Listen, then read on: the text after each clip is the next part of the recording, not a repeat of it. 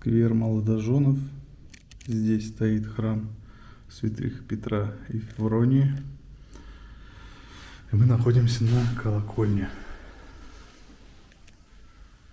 Здесь 2 года назад мною были подвешены 7 колоколов.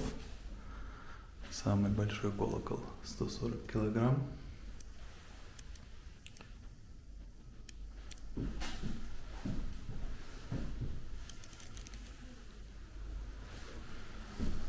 И моя задача здесь установить электронику.